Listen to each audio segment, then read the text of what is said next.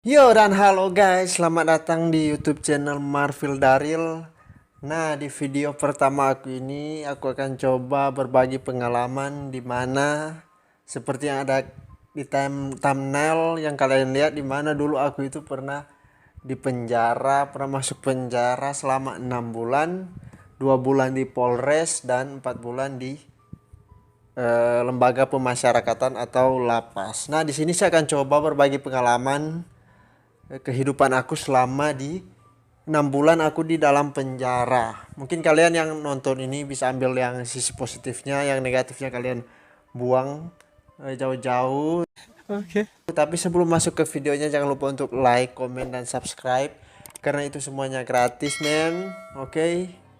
Baiklah, pertama-tama saya ini heran ketawa lucu gitu loh. Orang lain berbagi pengalaman, mereka kerja di tempat yang bagus, mereka pergi liburan ke negara ini, ke tempat yang bagus. Ini dong saya berbagi pengalaman, aku masuk penjara, pengalaman aku dong. Ya tapi nggak apa-apa, kalian ambil positifnya aja, oke? Nah, pertama-tama itu dulu aku masuk penjara itu karena tawuran, guys. Karena tawuran dengan perkara sajam atau senjata tajam. Aku ditangkap itu pas, yang aku ingat, malam pas jam 12 apa jam 1 aku ditangkap saat lagi tawuran antar kampung di kampungku. Jadi di kampungku itu kayak kampung aku sama kampung tetanggaku itu bermusuhan, jadi sering tawuran. Nah, di situ aku ketangkep dengan perkara senjata tajam. Nah, pas aku ketangkep di situ aku baru pertama kali ketangkep polisi dan perasaan aku langsung gimana, kocar kacir, gak tahu mau ngomong apa. Kenapa aku sampai ketangkep? Bukan kenapa sih, aku ketangkep karena ya buat kesalahan, maksudnya ikut-ikut seperti itu, yang kejahatan-kejahatan seperti itu, tawuran, yang kenakalan-kenakalan yang baru-baru beranjak dewasa gitu loh. Jadi kayak pas mereka tangkap aku itu pas malam jam 1 apa jam 12 malam itu, kayak nggak terpikirkan olehku kenapa aku bisa ketangkap, tapi ya udah terjadi gitu loh. Kayak sudah terjadi pas mereka tangkap aku itu, langsung pikiranku, hah, kenapa aku bisa sampai sini, sampai mereka tangkap gitu loh. Dan mereka bawa aku, polisi bawa aku di kantor polisi di Polres di tempatku. Nah, sampai di Polres aku langsung langsung dibawa ke kantor SPKT. SPKT itu apa ya namanya, lupa untuk buat keterangan, buat kayak BAP gitu loh, BAP. Tapi di situ mereka cuma nanya-nanya toh, kenapa aku ikut tawuran, kenapa aku bawa senjata tajam, kenapa aku, maksudnya udah jam segitu masih kumpul-kumpul. Nah, terus aku jawab semua, oh karena ini, karena ikut-ikut temen gitu loh. Selesai mereka tanya, mereka langsung bawa aku ke ruang tahanan. Pas di sementara jalan mau ke ruang tahanan, di situ aku berpikir, kayak kayak pas ketangkap juga aku udah berpikir, langsung datang no rasa rasa penyesalan itu langsung datang. Jadi kenapa aku bertanya terus, berpikir, tapi kayak kenapa aku di sini, kenapa bisa ketangkap gitu loh. Padahal kan di logikanya orang ya pasti ya, kalau nggak mau ketangkap ya jangan ikut-ikut begitu, jangan ikut tawuran, jangan sok-sok begini, sok-sok begitu gitu. Tapi ya dengan aku ikut ikut seperti itu, ikut tawuran, ikut kenakalan seperti itu, kan resikonya, akibatnya ya seperti ini, ditangkap polisi. Nah, pas aku sementara jalan aku mikir, di dalam tahanan itu ada apa dong, ada apa, aku mau diapain di sana, mau diapain, mau dipukul apa, mau disiksa apa, mau cuman langsung dibawa masuk, aku nggak tahu kan, baru pertama kali, guys. Pas nyampe aku diserahkan ke yang jaga ruang tahanan, yang jaga polisi, yang jaga ruang tahanan, guys. Terus ditanya, kenapa kasus apa? Terus aku ngomong, oh tawuran pak. Kenapa ditangkap? Karena sajam, ikut tawuran terus kedapatan sajam gitu loh, senjata tajam. Oh iya iya, karena belum ada BAP, belum ada BAP karena udah malam, jadi aku belum dimasukin ke ruang tahanannya. Jadi aku dimasukin ke samping ruang tahanan, itu namanya ruang besukan ya, kalau ada yang keluarga yang mau datang jenguk, ruang jenguk gitu loh, ruang jenguk. Aku dimasukin situ aku, terus kayak sehari semalam, jadi aku semalam tidur situ sebelum aku belum tidur di tahanan.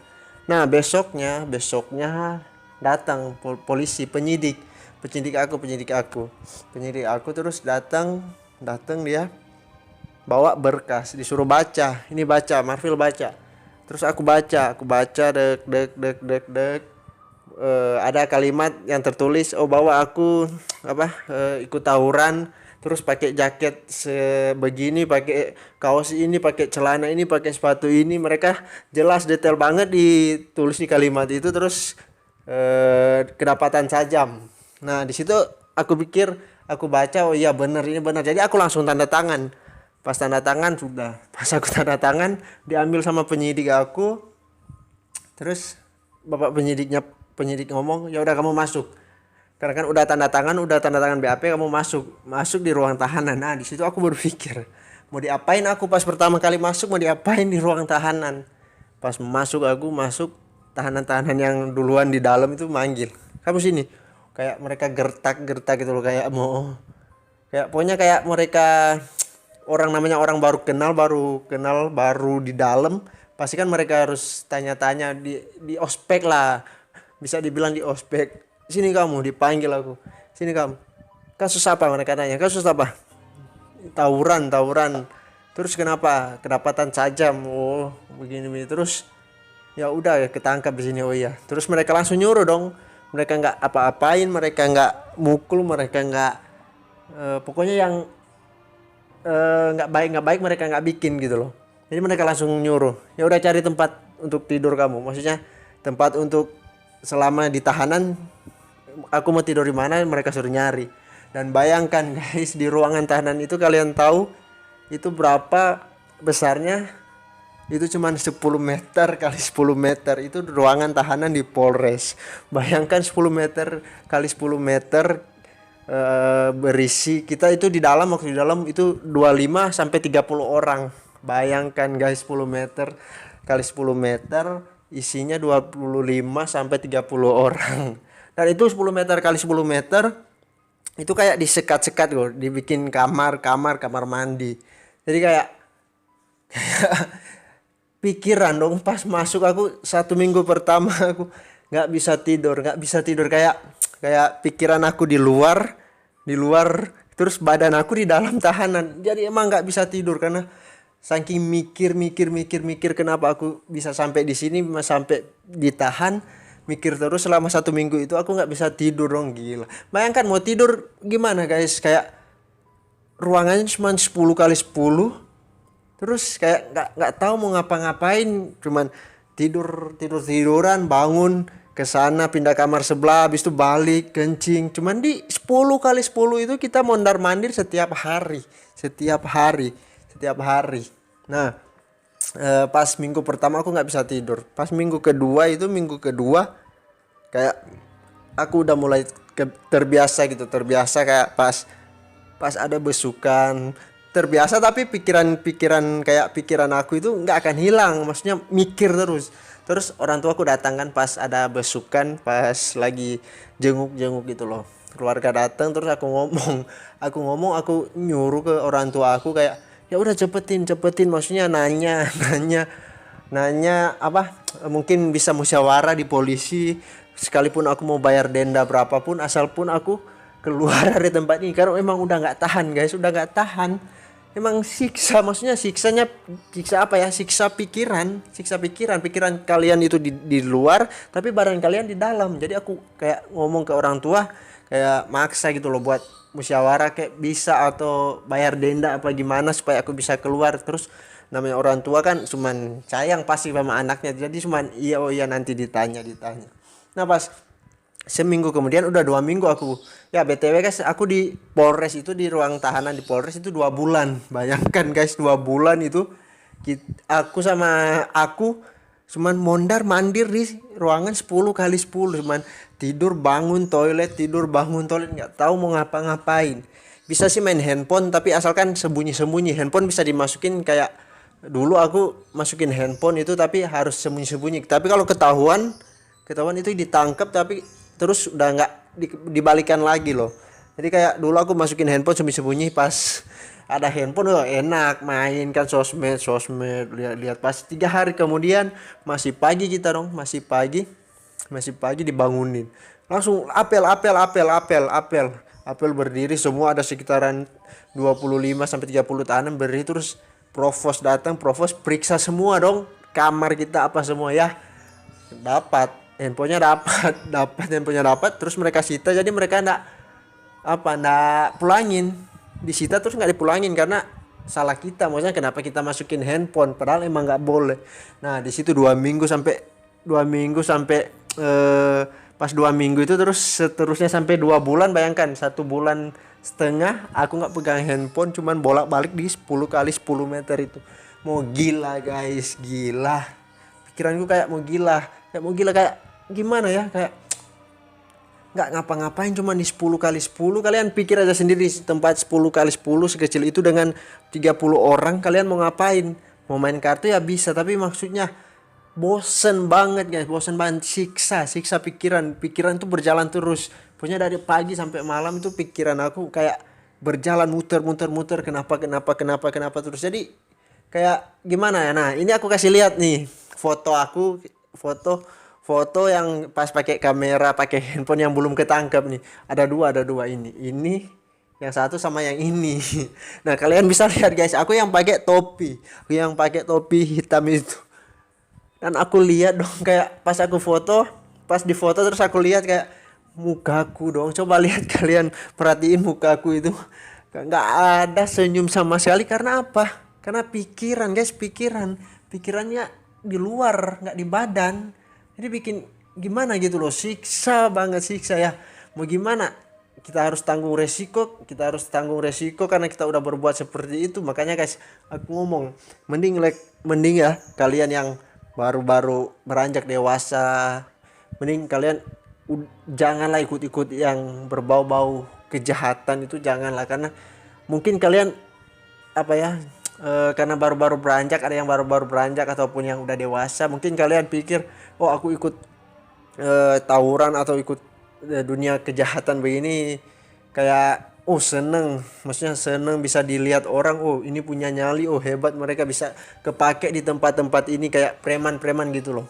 Tapi maksudnya itu kayak namanya dosa ya. Dosa kalau diperbuat itu pasti enak banget. Tapi pas tahu akibatnya gimana dan terus ketangkep, terus harus resikonya apa. Nah, di situ baru kalian harus mikir. Mungkin dulu aku seperti itu kayak ikut-ikut tawuran, enak dilihat orang punya nyali hebat begini bisa kepake di tempat-tempat ini kayak preman-preman gitu loh. Pas aku ketangkap langsung mental langsung down, langsung begini guys, langsung mikir. Jadi gimana ya, percuma ikut-ikut. Saking berjalannya waktu aku mikir pas aku udah keluar ya, percuma kita ikut-ikut begitu. Maksudnya nggak ada guna, semuanya bullshit. Mau dilihat orang hebat, mau dilihat orang punya nyali ya bukan seperti itu. Mending kalian kerja bahagiain orang tua, kerja bagus-bagus, itu baru dibilang. Orang komen pun oh di hebat dalam pekerjaan ya bagus, punya nyali maksudnya nyali merantau untuk bekerja begini, mungkin ya. Maksudnya contoh kita merantau terus kita kerja ya kan, timbang di kampung cuman begitu ya, mending kita keluar supaya nggak terpengaruh gitu loh, nggak terpengaruh dengan keadaan. Mungkin dulu ya aku cerita nih, dulu karena dulu mungkin aku terpengaruh karena ya keadaanku, circleku ya cuman begitu jadi kayak teman-temanku cuman suka begitu, belum kerja semua. Maksudnya keadaanku di sekitar kehidupanku di kampung dulu itu cuman ya keadaan teman-teman ya belum kerja, terus cuman suka tawuran. Jadi mau berpikir pun baik pun nggak akan pernah kepikiran untuk berbuat baik, karena lingkungan itu menjamin kita jadi orang seperti apa guys. Nah jadi aku ngomong mending kalian kerja, bergauli dengan lingkungan yang baik, bahagiain orang tua. Nah itu baru bagusnya baru hebat, baru diakui orang-orang. Nah singkat cerita guys, pas udah mau 2 bulan aku lebih gelisah pas ada hari jenguk lagi, hari besukan orang tuaku datang.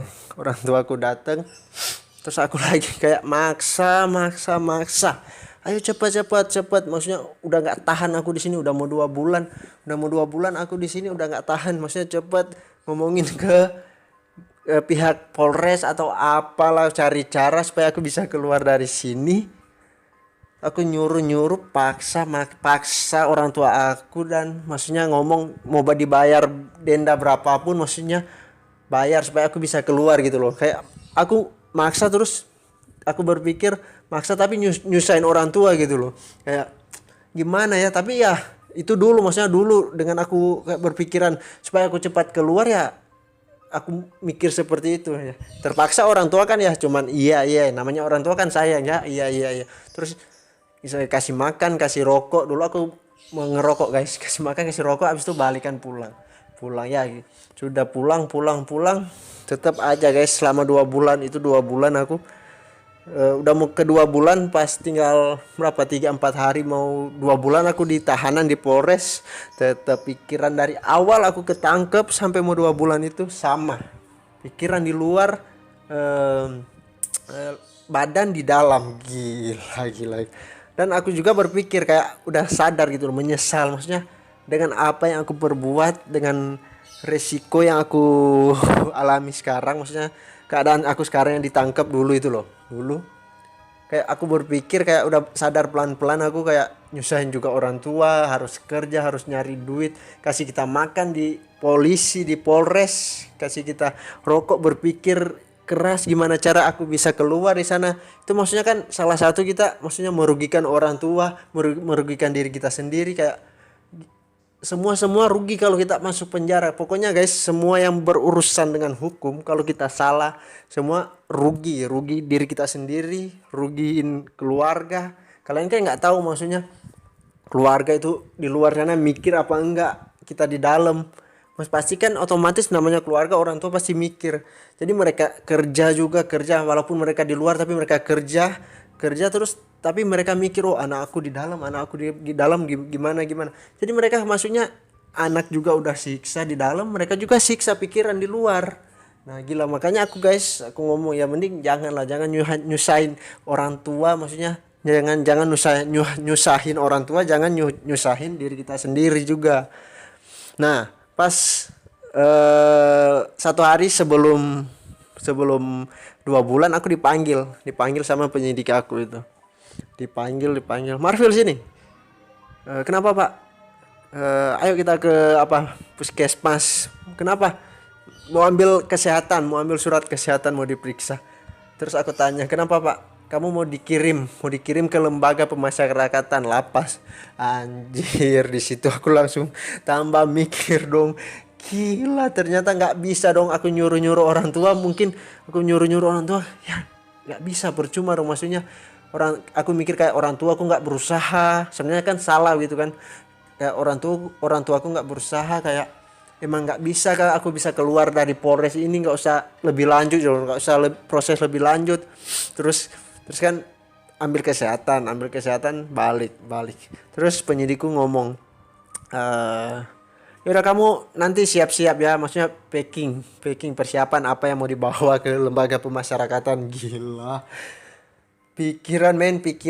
Nah pas itu hari besokan orang tuaku juga datang, dan ternyata mereka udah lobby ke pihak Polres, dan nggak bisa dong orang tua aku cerita kayak gini. Jadi si penyidik aku ini ngomong, ya bu, ini udah nggak udah berkasnya udah lengkap, perkara aku itu katanya berkasnya udah lengkap, jadi nggak bisa lagi buat mau musyawarah di Polres, mau nggak bisa karena udah mau diserah terima ke kejaksaan guys, jadi kayak perkara semua perkara yang ditangkap Polres itu, jadi kayak kalau udah lengkap BAP, maksudnya semua perkara itu dilimpahkan ke kejaksaan untuk ikut sidang guys, jadi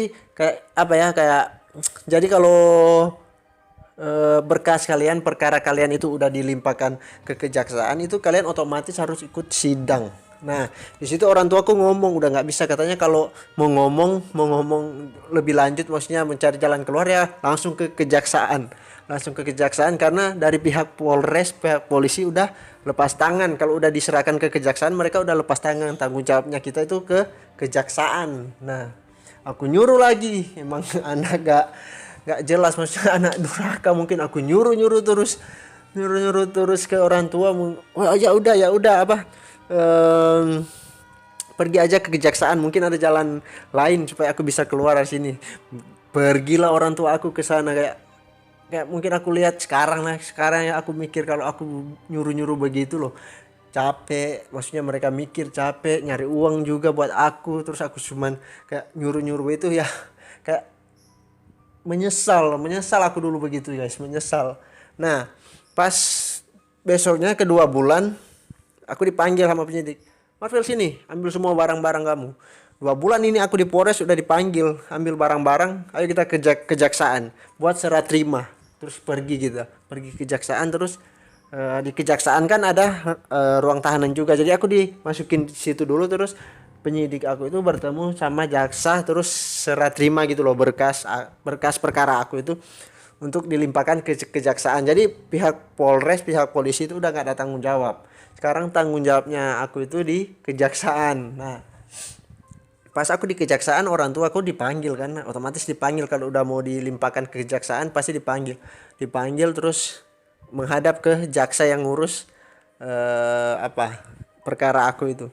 Menghadap, gak tahu aku mereka ngomong apa. Terus aku dipanggil dibuka tahanannya, dibuka. Terus Marvel, sini, dipanggil duduk sama jaksa, terus aku sama orang tua. Nah, di situ orang tuaku ngomongnya, Pak, ini gimana anakku, maksudnya bisa nggak cari jalan keluar lain supaya bisa keluar gitu loh, bisa keluar dari sini.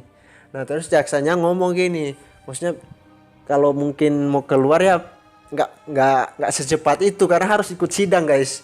Kalau mungkin langsung mau keluar ya nggak mungkin, karena namanya udah di jaksa itu kalian harus ikut sidang. Berkas kalian kalau udah di jaksa, perkara kalian kalau udah di kejaksaan, kalian itu otomatis harus disidang. Nah, terus jaksaku ngomong kalau mau bebas mungkin ya nggak mungkin secepat langsung keluar. Terus aku tanya, terus gimana Pak? Nah, jaksanya ngomong, kalaupun mau bayar denda, mau 1, 2, 3, 4 juta begitu mau dibayar, kita pun itu cuman jadi tahanan kota, tahanan luar gitu loh. Jadi kita berstatus tahanan tapi kita di luar. Tapi pas ada sidang, di kontak, maksudnya ditelepon sama jaksa, harus ikut sidang hari sekian, jam sekian kita harus datang. Dan jaksaku ngomong kalau begitu, kalau dibayar pun 1, 2, 3, 4 juta dibayar terus kita tahanan luar, jaksanya kasih jalan, itu pun rugi. Mending dia uangnya itu yang mau dibayarin denda itu pakai buat aku selama di lembaga pemasyarakatan. Karena sekalipun udah dibayar terus aku tahanan kota, tahanan luar, jadi pas selama kita ikut sidang terus sampai sidang putusannya, terus kita kayak kita kan udah seumpamanya 3 bulan sidang kan, 3 bulan sidang, terus pas sidang putusannya udah ke 3 bulan, terus putusannya 4 bulan, keputusannya kita dihukum 4 bulan, jadi masih ada 1 bulan. Kita udah 3 bulan ikut sidang tapi putusannya 4 bulan, jadi masih ada kan 1 bulan yang harus dijalani hukuman. Nah, 1 bulan sisa ini kita harus masuk ke lembaga pemasyarakatan. Sama aja, mending katanya uang yang mau dipakai bayar denda ini mending dipakai untuk biaya aku selama aku di lembaga pemasyarakatan untuk ngikut sidang gitu loh. Jadi kata jaksanya dia ngomong nggak akan lama kok kasus begini, katanya masih kasus kecil, jadi sidangnya cepat kok, maksudnya dikasih surga dunia kayak surga telinga, kayak cuman 3 minggu kok, mungkin 3 minggu katanya udah selesai sidangnya. Jadi aku ya udah nggak apa-apa. Jadi uang yang udah disediain orang tua aku itu maksudnya buat bayar denda itu nggak kepake, jadi buat pakai untuk hari-hari aku di lembaga pemasyarakatan. Nah, jadi sudah pas selesai ngobrol sama jaksa, aku langsung dibawa ke lembaga pemasyarakatan. Gila. Kalian tahu naik apa? Naik mobil box gitu loh. Naik mobil box yang cuman ada yang kayak ventilasi dikit, cuman itu yang kita lihat-lihat, melewati kota itu sampai di lembaga pemasyarakatan di mobil aku guys. Mereka bawa sementara di mobil. Gila, pikiran aku udah lain. Di Polres ini udah selesai, 2 bulan udah selesai, tapi pas aku tahu aku mau dibawa ke lembaga pemasyarakatan, langsung aku mikir, gila mau diapain aku di sana. Di sini aku masih kayak 80%. Kalau di Polres kan aku nggak apa-apa, maksudnya cuman ditanya-tanyain. Mungkin apa ya, kayak aku berpikir itu mungkin lebih berat lagi kalau di lembaga pemasyarakatan. Jadi aku selama di mobil aku mikir, aduh mau ke tempat apa lagi ini, tempat apa di sana, aku nggak pernah seumur hidup, baru kali ini aku mau ke sana. Nah pas sampai di lembaga pemasyarakatan gila.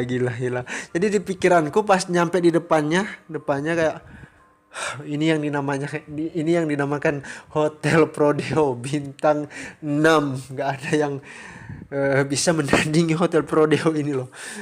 Terus aku mikir, harus kuatin mental gitu loh, kuatin mental. Jadi kayak dulu sempat mikir-mikir waktu masih sekolah gitu loh. Oh di penjara sering disiksa begini, sering dipukul begini, dan ternyata pas lulus, pas beranjak dewasa aku ngerasain sendiri dong, gila.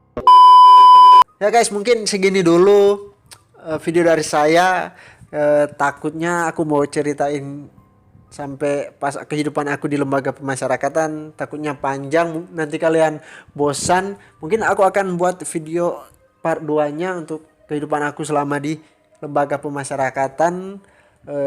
Jadi guys, stay tune terus. Jangan lupa untuk like, comment, dan subscribe. Mohon maaf kalau ada salah kata. Sampai jumpa di part 2-nya guys.